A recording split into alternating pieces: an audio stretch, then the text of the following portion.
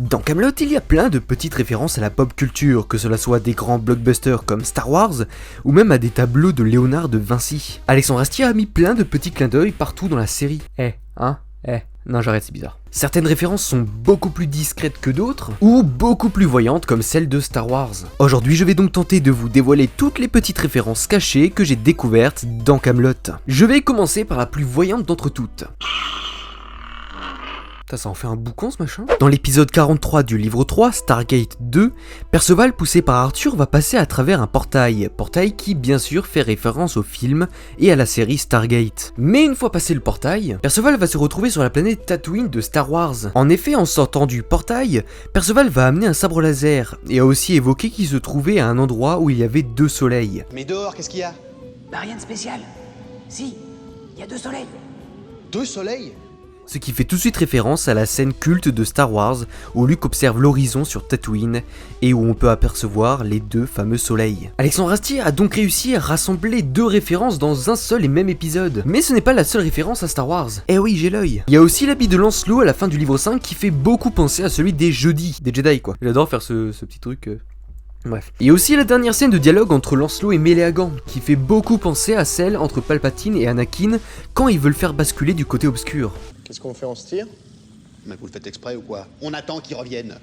Vous avez dit que si ça se trouve, il pouvait pas revenir. La deuxième référence en est une pour un jeu vidéo. Car oui, monsieur Astier n'a jamais caché son attirance pour le video games. Je dirai plus jamais ça. Et il l'a bien fait savoir dans l'épisode 41 du livre 1, Arthur et les ténèbres. Dans cet épisode, Dame Célie, lors d'un repas, va admettre à Léodagan qu'Arthur a peur du noir.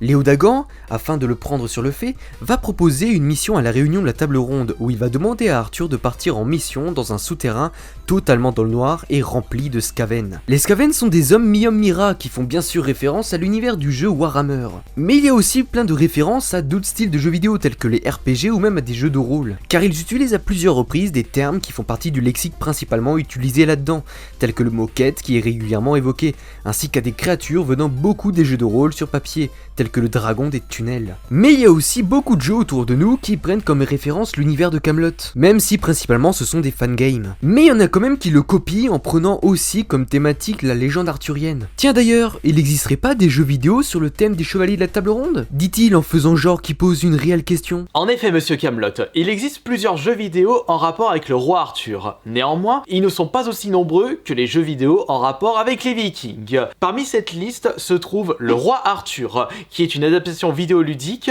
du film du même nom, un action-aventure sorti sur PS2, GameCube et Xbox, qui n'avait pas franchement été bien accueilli par la critique. Faut dire qu'à cette époque-là, les jeux à licence...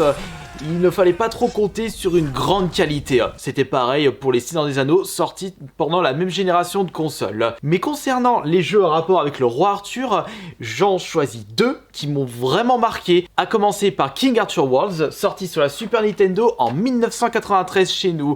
Et c'est un jeu de réflexion qui se rapproche beaucoup du style Lemmings, où votre but sera d'amener le roi Arthur jusqu'à la fin du niveau. Et pour ce faire, il va falloir recruter certaines troupes pour pouvoir attaquer à distance ou au corps à corps les ennemis durant votre périple, et il faudra également recruter certains types de troupes pour pouvoir passer les obstacles durant les niveaux. Malheureusement, je n'avais pas pu le terminer à l'époque à cause de sa grosse difficulté, et on va dire que ce n'était pas vraiment mon style de jeu, le réflexion à la Lemmings.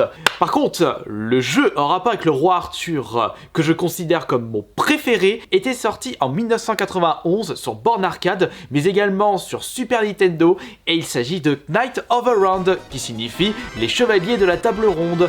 Dans ce beat'em up, vous pouvez contrôler soit Arthur, Lancelot ou Perceval, et votre but est de castagner tous les adversaires qui jaillissent sur votre passage, à commencer par des paysans à la mort moineux, des chevaliers qui sont limite casse-burnes, des gros boss qui prennent la moitié de l'écran, et c'est un jeu où l'action ne s'arrête jamais. Dans ma collection, j'ai pu récupérer ce jeu via une compilation Capcom Classic Collection Reloaded sortie sur PSP.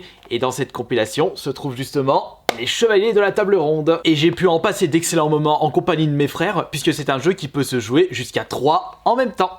Ah ouais, je me disais aussi. Merci pour tes précisions, monsieur Astérion. Mais vous savez que la culture française a aussi eu le droit à ses références dans la série Kaamelott, comme les albums d'Astérix. Une référence qui aura même une influence sur le caractère d'un des personnages les plus connus de la série. Ne me dites pas que je suis seul à le savoir. En effet, on peut remarquer à plusieurs reprises l'utilisation du nom monsieur par notre cher Merlin, qui fait directement référence à Obélix, qui utilise souvent ce début de phrase lors de ses différentes disputes avec Astérix. En exemple, on peut citer le fameux « Ah oui, seulement ça, c'est pas assez bien pour Monsieur Elias. Il lui faut du sensationnel à Monsieur Elias. Il faut semer la mort et la destruction. » et aussi bien sûr... Vous êtes jamais monté dans une barque? Non, figurez-vous, monsieur, j'ai tout vu, tout fait. Je ne suis jamais monté dans une barque. Bon, oui, je vais pas tous les faire parce qu'il y en a plus d'une dizaine. Mais sinon, comme autre référence, on peut citer l'épisode 6 du livre 3, le combat des chefs, qui fait directement référence à l'album d'Astérix du même nom. Et ben vous savez quoi? Même Léonard de Vinci a eu le droit à une référence. Eh ouais, quand j'ai fait cette découverte, j'ai été aussi surpris que vous. Et oui, il y a bien eu une référence à Léonard de Vinci dans l'épisode 4 du livre 2, intitulé Le Portrait. Dans cet épisode, Léodagan présente son portrait à Arthur, mais personne ne le reconnaît sur la peinture, et tout cela du fait qu'il sourit dessus. Eh oui, je pense que vous me voyez tous venir. Oui, cet épisode fait directement référence à la Joconde et son fameux sourire. Et bah apparemment, il y en a vraiment pour tout le monde. Attendez, je vais essayer.